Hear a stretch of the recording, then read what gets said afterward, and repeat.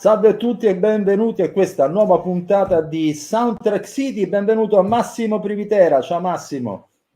Ciao Marco Testoni, benvenuti a tutti. Oggi si parla di libri, anzi di un libro. Come avete visto ultimamente stiamo frequentando il genere perché un po' prima dell'estate uno magari si prende un libro, se lo porta in montagna sotto l'ombrellone dove vuole e se lo legge. Oggi abbiamo un libro, come posso dire, globale, io lo vorrei dire, nell'ambito della musica per le immagini, di un nostro amico che è già più volte intervenuto nelle nostre puntate. Sto parlando di Eugenio Tassitano, compositore e scrittore a questo punto, perché l'ultima volta, se ti ricordi Massimo, è venuto da noi a presentare il suo libro dedicato a Bernard Herrmann, in sostanza.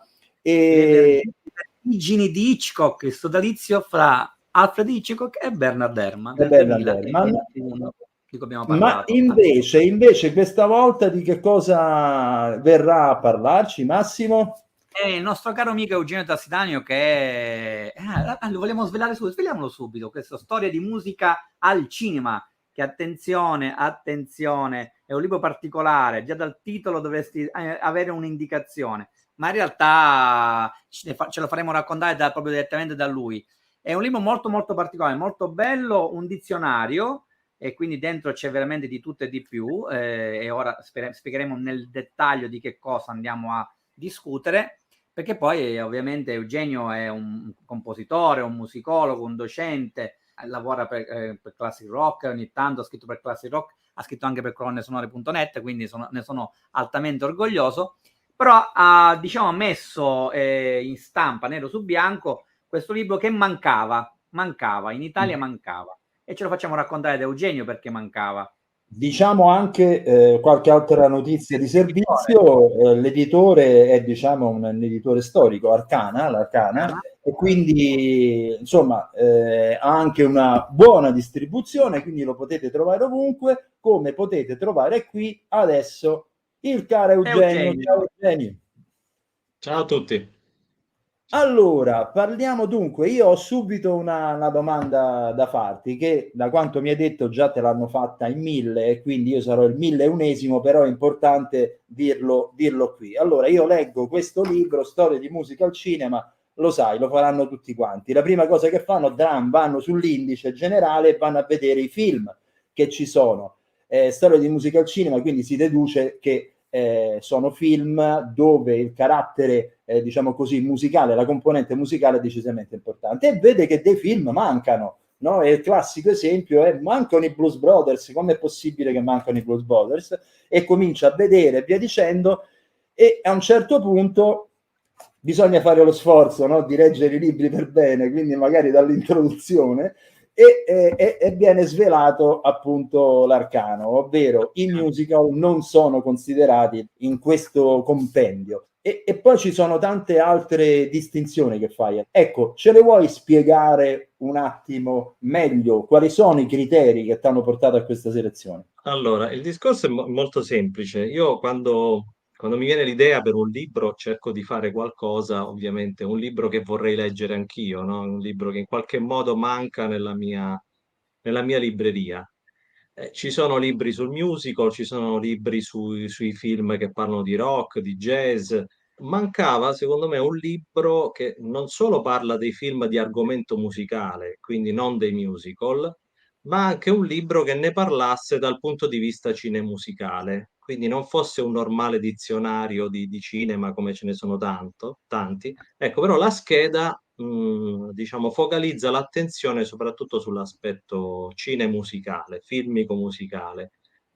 E ovviamente la mission del libro è proprio parlare di questi film a soggetto musicale, quindi che rispettano, diciamo, riproducono la realtà, non come il musical che richiede, diciamo, la sospensione dell'incredulità, perché noi sappiamo tutti che non è possibile cantare dentro una stanza senza un'orchestra, oppure, insomma, come succede nei Blues Brothers, appunto, che Aretha Franklin comincia a cantare Think nel suo ristorante. Quindi, insomma, mancava secondo me un libro che si rivolge anche a quel pubblico che, diciamo, ama molto questo genere di film e non è molto portato anche verso il musical, che appunto richiede quella sospensione di incredulità che non tutti sono disposti a fare. Io ho molti amici che, per esempio, amano la musica e il cinema, ma non riescono ad apprezzare completamente il musical. No, il problema non mi riguarda, nel senso che io il musical l'apprezzo molto, però ecco, mi sono reso conto che mancava un libro orientato in questo senso, una sorta di guida di questo tipo di film. Allora, in realtà forse la domanda che ti voglio fare è questa: tu non hai recensito, tu hai semplicemente argomentato, perché un conto è fare una recensione Sì, e un conto è sì, parlarne. sì. Distinguiamo questa cosa, perché non è sempre Sì, abbastanza scontata. anche questo l'ho chiarito nell'introduzione. Io non mi sento un critico cinematografico, non lo sono, non mi sostituirei mai a un critico. Quello che sono è uno spettatore musicista che Mh, studia da molti anni il rapporto tra musica e immagini. Di conseguenza, sicuramente parlo, ovviamente c'è una sinossi del film, una breve sinossi che evita accuratamente gli spoiler, molto sì, sintetica perché spoiler non sono amati da nessuno, né tantomeno da me. La scheda sì, parla un pochino delle dinamiche fra i personaggi, dico se il film mi è piaciuto, è bello e brutto, ovviamente, però le mie impressioni. Però ecco, la gran parte della scheda si sofferma soprattutto sull'aspetto cinemusicale, sui rapporti che ci sono tra i personaggi, ma comunque sempre in relazione alla musica, cioè come il personaggio vive la musica, ecco, cioè da musicista, diciamo. E ci tengo molto anche a dire che ho messo in evidenza tutte quelle professionalità nelle schede sì. professionalità che si occupano della parte musicale del film, compresi non solo appunto ovviamente i compositori, ma anche i consulenti musicali o i direttori musicali, insomma, che sono fondamentali in questo genere di film. E ne abbiamo uno qui presente. No, io infatti la cosa che io ritengo bellissima e peculiare di questo libro è proprio l'approccio da musicista, cioè nel senso, se andate a comprare questo libro troverete una serie, elencate una serie di film. Io stesso, che pure ne conosco parecchi a carattere musicale, alcune ad esempio non ne conoscevo e sono rimasto stupito di vederne altri che per me erano importantissimi, che guarda caso sono importantissimi pure per Eugenio. Perché? Perché l'approccio è lo stesso, per cui io credo che sia una lettura molto molto molto interessante anche per chi si vuole avvicinare in una maniera un po' diversa che quella semplicemente da, adesso glielo dico a Massimo, da giornalista musicale, cioè Certo. si vede che la sensibilità di chi ha scritto questo libro è la sensibilità di un musicista. Io ad esempio ho apprezzato moltissimo, e lì però un minimo di critica c'è, Massimo, sì, argomenta, ma anche il mio, No, no. la Whiplash, che io considero uno dei film che se volete allontanare dalla musica un ragazzino, un bambino, voi gli fate vedere, soprattutto dagli strumenti poi a percussione, gli fate vedere quel film e state pur sicuri che non vi chiederà mai la batteria. Io lo considero diseducativo quel film, quanto di peggio posso dire, proprio perché è una visione completamente sbagliata e oltretutto mistificata dell'insegnamento musicale, eccetera, eccetera. Ebbene, lui ne ha messo dentro Eugenio, però insomma, due o tre cose, due o tre sassolini della Non, scarpa, se te li sei tolte anche te. Cioè. non sono stato molto tenero, sì, sul film, indubbiamente. L'ho Sono tanti altri segnalato, perché va segnalato. sì, ho segnalato perché è un film importante, però certamente da musicista, come anche altri film che magari possono anche essere apprezzati da non musicisti, però io sento il dovere, diciamo, di mettere in guardia in qualche modo, no? Da questi film che parlano soprattutto di quando parlano dell'ambiente in cui si insegna la musica. Ecco, bisogna andarci molto cauti, molto coi piedi di piombo, perché se anche in parte questo problema ce l'ha anche Tar, il film con la Kate Blanchett. Anche lì c'è un Mh. momento, c'è una scena di una lezione che credo che qualsiasi insegnante di conservatorio inorridirebbe, insomma, in quel momento lì.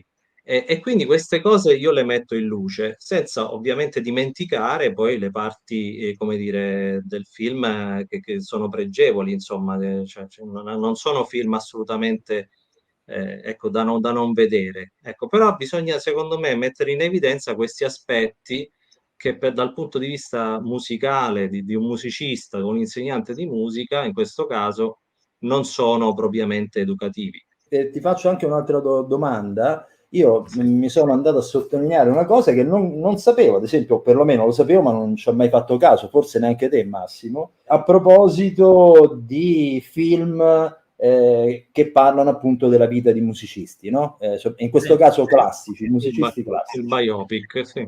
Esatto, il Io biopic. Allora, la situazione, cioè lui parla in sostanza che di alcuni musicisti per questioni di diritti non si è potuto fare una biografia di quella serie, diciamo Sì, così. Ma sì, una mancanza che assolutamente non conoscevo è la situazione non migliora anche nel caso di musicisti ormai consegnati alla storia dei secoli. Giusto per fare un clamoroso esempio, uno dei più grandi geni della musica come Ludwig van Beethoven, malgrado i numerosi tentativi, attende ancora un'opera cinematografica degna della sua fama. E uno ci pensa e dice, cavolo, è vero, cioè è sì, vero, sì. non c'è, non c'è. Sì, è uno dei musicisti più ammirati della storia della musica, ma purtroppo sono stati fatti dei film, il livello insomma, è una roba, diciamo, di, come dire, normale amministrazione hollywoodiana, la potremmo definire. Insomma, sono dei film estremamente commerciali, secondo me. Per carità, c'è anche chi li ha apprezzati, però io ritrovo, diciamo, una rappresentazione a volte anche grottesca del compositore che non gli rende assolutamente giustizia. Io cito i due casi più clamorosi perché sia Beethoven che Schubert hanno moltissimi film che parlano della loro vita, però purtroppo entrambi non hanno avuto un film importante come l'ha avuto Mozart o sì. come ha avuto anche non lo so, anche un Mahler o Tchaikovsky, grazie. Anche Vivaldi, se non sbaglio, no? È uscita una serie TV, Sì, se non vado sì, però errato. ecco, ci sono meno tentativi. Quello che salta all'occhio, appunto, i numerosissimi film fatti su Schubert e Beethoven, e che purtroppo con risultati, diciamo, modesti, o comunque non al di là della media, ecco, secondo me, Ma purtroppo. Eugenio, ti volevo chiedere a proposito dei biopic, visto che ci siamo concentrati su Sì, quello, e poi anche perché una buona fetta dei film di cui tu parli certo, sono ovviamente quel genere lì, ma è da un chiaro. punto di vista invece di non compositori di musica classica, ma di autori, quindi cantautori, famose band, Pop, rock. pop rock, in tutti i Sì. generi che possiamo. Qual è secondo te quello che effettivamente ha avuto una sua visione ben chiara del personaggio messo in rilievo del film? Per esempio, ci Guarda, sono io molte io mi controversie su sono... Bohemian Rhapsody, ma e tante altre Sì. su Rita Franklin, uno degli ultimi, tra l'altro, film che poi tu anche, tra l'altro, esplichi Sì, nel libro. sì, sì, sì, anche lì secondo me non andiamo al di là della media. Io però mi Mm, sono, diciamo, secondo me un autore deve anche, come dire, esporsi, no, nei giudizi. Io l'ho messo proprio nei film indispensabili, mm, perché il libro è diviso in tre parti, no? Film sì, indispensabili, film consigliati e film segnalati, perché non amo particolarmente le stellette che sono più da critico, diciamo, no? Quindi ho certo. preferito fare così. Zanghete. Ecco, Io non esatto. ho le stellette, io No, ho vabbè, le ma note, perché si non... sottolinea. Ah, Certo, no, ma ecco. perché non voglio, esatto, ma perché non voglio, diciamo, sostituirmi al critico. Ecco, io nei film indispensabili ho messo Io non sono qui, che è il film su Bob Bob Dylan. Dylan. L'ho messo perché secondo me è un'operazione estremamente affascinante, perché Sì. forse la cosa più bella da fare, una delle cose migliori, no, da fare su un artista come Bob Dylan è proprio farlo interpretare da sei personaggi diversi, che sono sei parti della sua poliedrica personalità. Del resto ho Infatti. trovato anche un'altra idea molto bella nel biopic su Brian Wilson, no, dei Beach Mm, Boys, farlo interpretare da due attori diversi, Paul Dano, no, e John Cusack, quindi uno più giovane e uno più anziano, perché sono due momenti della sua vita diversi. Anche lì, secondo me, è un'operazione estremamente riuscita, affascinante, se vogliamo. Ecco, cioè, sono film che vanno al di là della media, no? E nel caso di Io non sono qui, secondo me è uno dei biopic più belli che io abbia mai visto. Ma guarda, non so se tu sei d'accordo con me, ma a mio avviso il problema fondamentale di quasi tutti i biopic, almeno nella stragrande maggioranza dei casi, è che non si ascolta musica.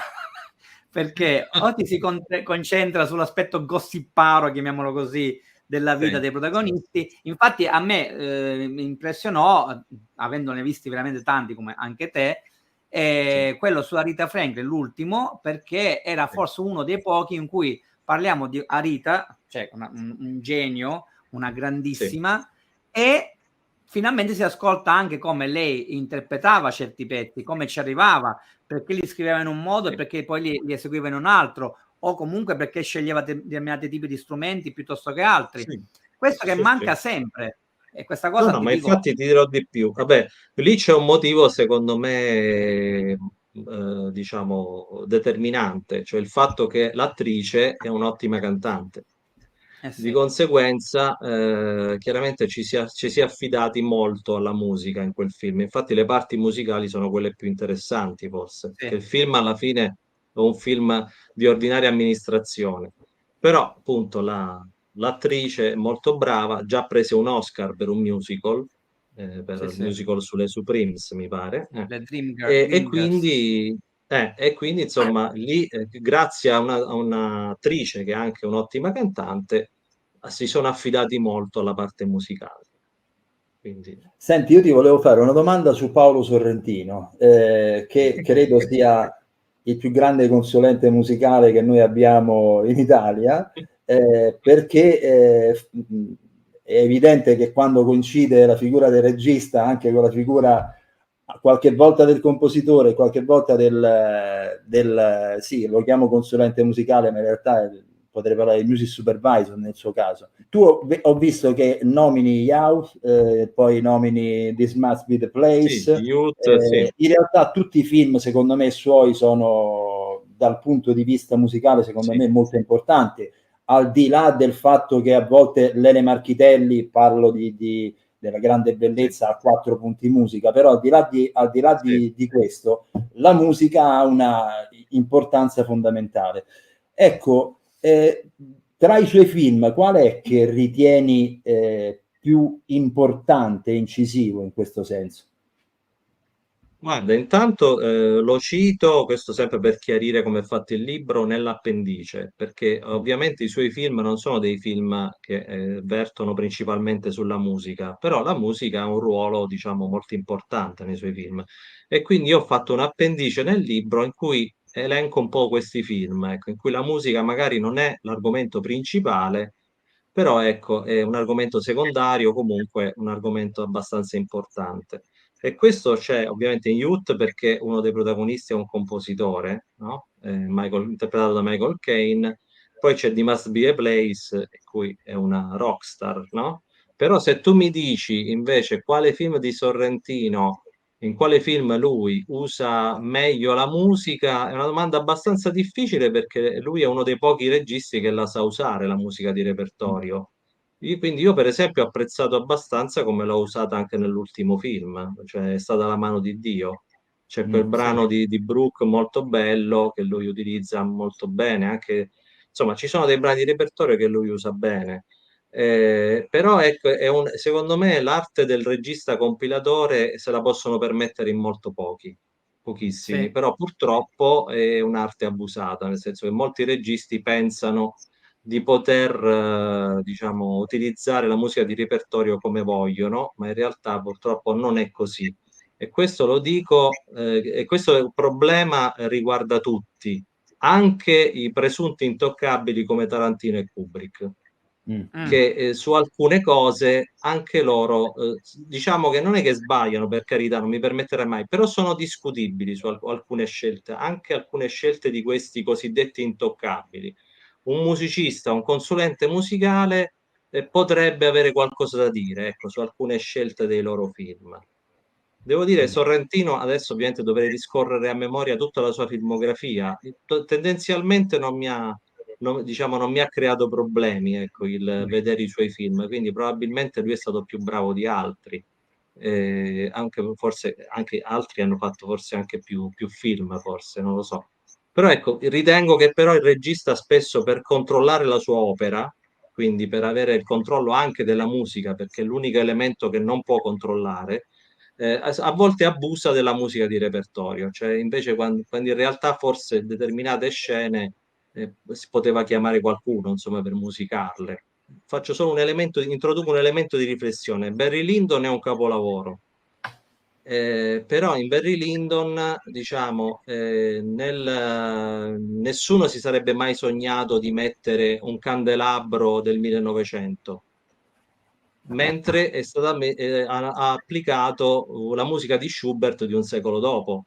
Bisogna analizzarle queste cose, no? Per carità, il film è meraviglioso lo stesso, però ecco, si può analizzare e discutere anche di Kubrick, ecco, capito? Io faccio invece i complimenti perché c'è un film a cui sono legatissimo, che è menzionato, ma ha menzionato in maniera importante, che è Diva, 1981, cioè già bene. Ah, O Eugenio, io e te abbiamo la stessa età, e forse su per giù ci siamo, voglio dire, o effettivamente è uno di quei film che è rimasto nell'immaginario, che non è notissimo, no? Poi, sì. No.